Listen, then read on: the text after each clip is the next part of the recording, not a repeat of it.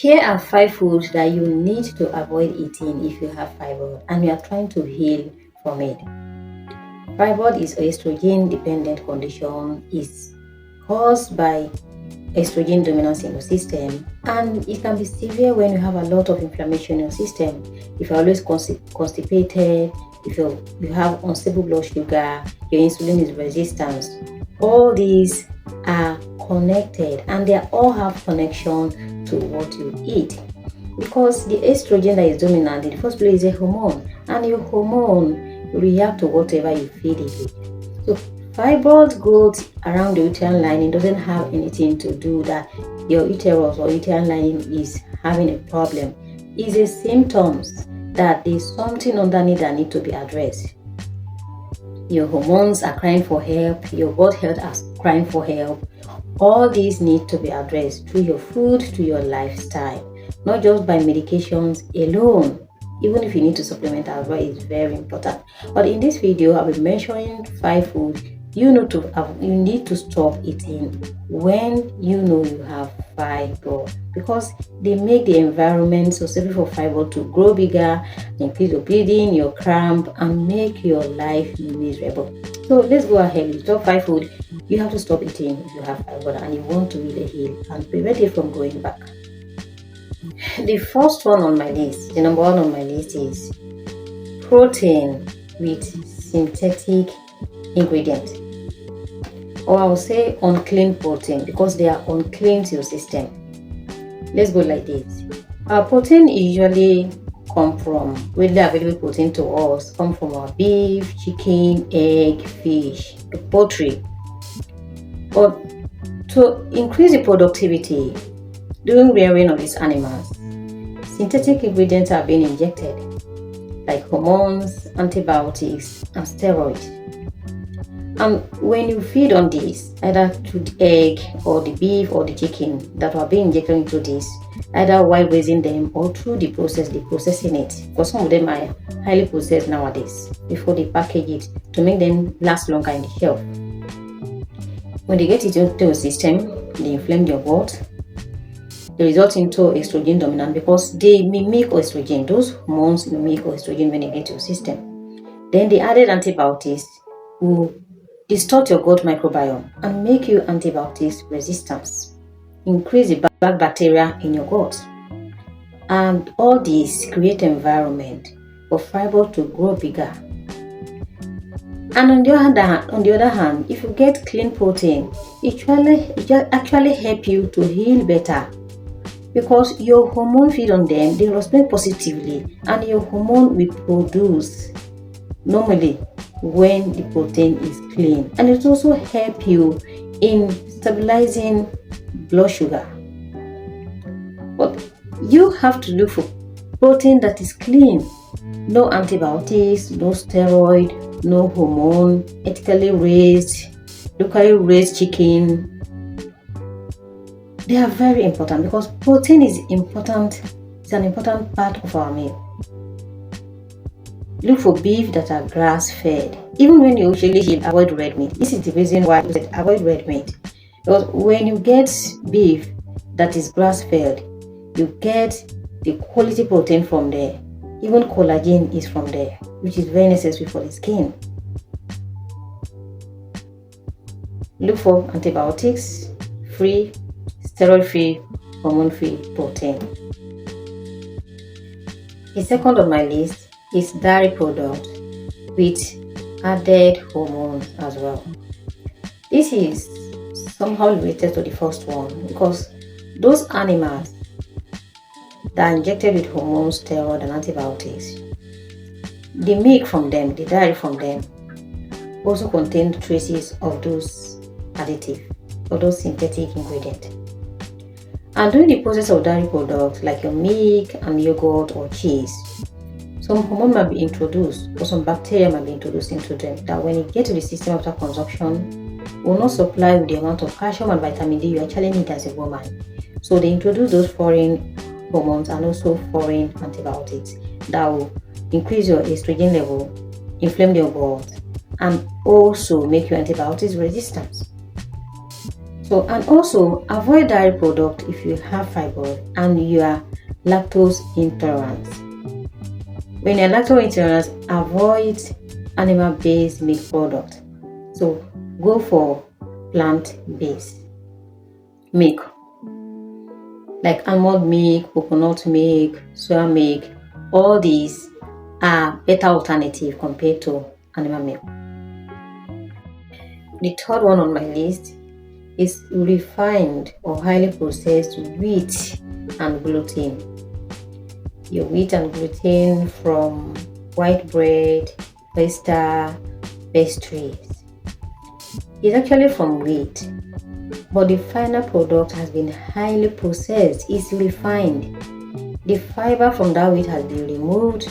All the nutritional ingredients have been removed. So what you are left with is high glycemic index, high-end product loaded with flour.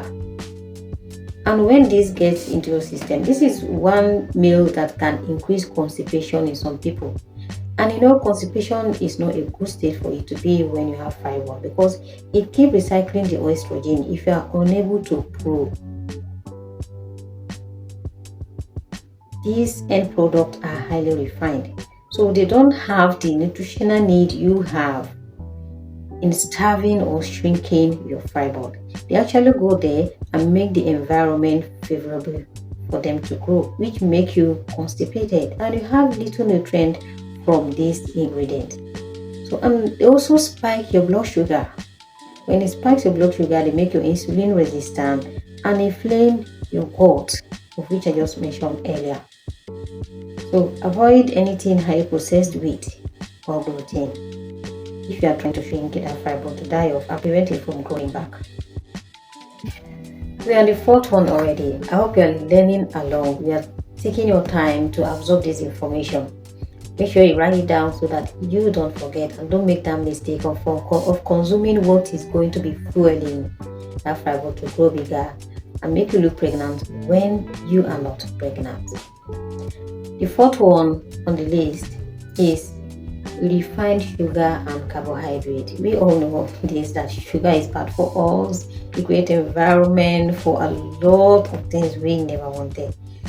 Sugar destabilizes your glucose level. It spikes insulin and results into insulin resistance. And what does this do? When your insulin is resistant, cortisol, a lot of cortisol production in your bloodstream, estrogen becomes dominant, inflammation, you can't control your blood sugar level. So that is another thing you have to look into when you are taking a treatment. Something that balances your blood sugar level is what you need. So where you get or sugar from? The raw sugar you consume, packaged juice, they don't have any nutrients. Packaged juice, your cereals, packaged biscuits, snacks that can last up to 6 months or more than years in the shelf. They are all packed with ingredients. Let me take you a little bit. When you are getting packaged stuff, go with the ones that have not more than 3 to 4 ingredients. When you have a list of ingredients, also be watching out for hidden ingredients inside that ingredient that are not healthy for you.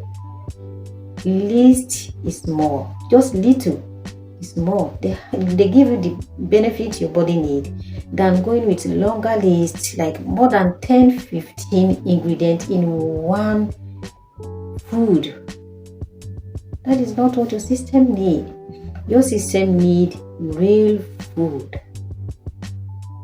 Cook properly at home, loaded with nutrients, fiber, the minerals that your body need to heal better and faster. Not something with additives that can last years in the shelf. When you get your system, how many months or years do you think it will last in your system? Just ask yourself this question. So avoid refined sugar, avoid refined carbohydrate. There are better alternative sugar. Honey is there, stevia, maple syrup. All these are better alternatives. Even when you are still consuming them, moderation is key because it's still converted into glucose energy, and if it's too much, it's also not good for you. And finally, we're on the fifth one already. The fifth food you should stay away from when you have fibroid is alcohol. Now, I can't mention this without mentioning alcohol. Alcohol is bad for your whole body system. It's bad for your liver because that is where it starts its deterioration from. Your liver needs to be in a good state to help you detox excess estrogen and also give room to progesterone to be produced at the right amount. You need balancing. So alcohol affects your liver. It doesn't allow your liver to detox successfully, and that affects hormone production and hormone functioning. What else do I need to explain on this? And mind you that alcohol is also a central nervous system depressant. It depresses you. So how is this good to you when you're healing? You usually advise don't take your medications with alcohol. No matter what you think the percentage is. I'm not saying if you're the type that is on alcohol, you should just stop like that. Take your time. You can cut into half, 50% of what you used to consume. Then after a few days or few weeks, cut another 50%. From there, you don't even know. You feel as if it's something you can always do without consuming. Because even doing this alone for yourself will take your healing process by 50%. That is elimination method. Things that are not good for you, that are not healthy for you, eliminate them bit by bit. Be kind to yourself, don't rush it. To avoid withdrawal symptoms,